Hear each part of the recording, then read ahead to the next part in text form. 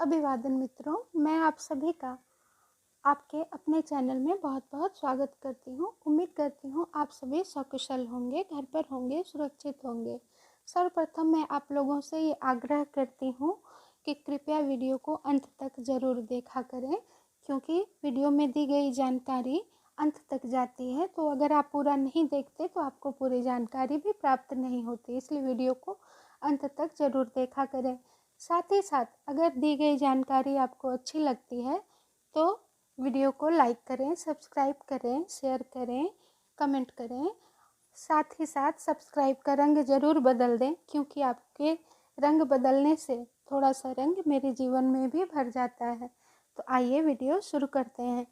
तो इस वीडियो में हम लोग भोजन संबंधित नियमों के बारे में जानेंगे कि भोजन करते हुए हमें किन नियमों का पालन करना चाहिए। हमारे सनातन धर्म में ऐसा कुछ भी नहीं है जिसके बारे में शास्त्रों में ना लिखा गया हो। वो ऐसा कोई भी कर्म नहीं है जिसके बारे में शास्त्रों में जानकारी ना दी गई हो, लेकिन हम लोगों को ये नियम पता नहीं होते तो कई बार हमसे गलतियां हो जाती हैं और उन गलतियों के स्वरूप हमें बाद में बहुत पछताना पड़ता है। इसीलिए हमें नियमों का पूरा ध्यान रखना चाहिए। अगर हम सारे नियमों का पूरी तरह से ध्यान रखेंगे तो कभी भी हमें जीवन में किसी भी बात के लिए पछताने की ज़रूरत ही नहीं पड़ेगी। एक बार यहाँ पर हमारे यहाँ यज्ञ हुआ था, तो पुरी के शंकराचार्य जी आए हुए थे। उन्होंने कहा था कि सनातन धर्म ही एक ऐसा धर्म है जिसमें भक्त भगवान से मिल सकते हैं, भक्त भगवान को प्राप्त कर सकते हैं। ऐसा इसलिए कहा गया है क्योंकि हमारे नियमों में, हमारे शास्त्रों में वो सारे नियम दिए गए हैं जिससे आप भगवान की तरफ प्रेरित हो सकते हैं और मोक्ष प्राप्त कर सकते हैं। तो आइए हम लोग भोजन के नियमों के बारे में जानकारी हासिल करते हैं, जो कि भविष्य पुराण में दिया गया है। हम लोग उन्हीं नियमों के बारे में बात करेंगे। सबसे पहला नियम तो ये है कि जब आप खाना खाने बैठते हैं तो सर्वप्रथम अन्न को प्रणाम करें और बोलें, यह अन्न मेरे शरीरस्थ पृथ्वी, जल, अग्नि, वायु का बल बढ़ाने वाला हो। इन चारों तत्वों के रूपों में परिणित हुआ यह अन्न मुझे निरंतर सुख देने वाला हो। यह अन्न मेरे प्राण, अपान, समान, उदान और व्यान की पुष्टि करे तथा मुझे भी निर्बाध सुख की प्राप्ति हो।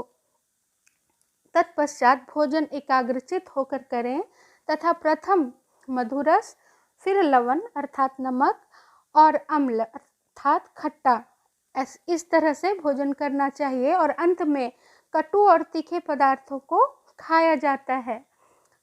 और भविष्य पुराण में ये भी कहा गया है कि भोजन करते हुए मौन रहें।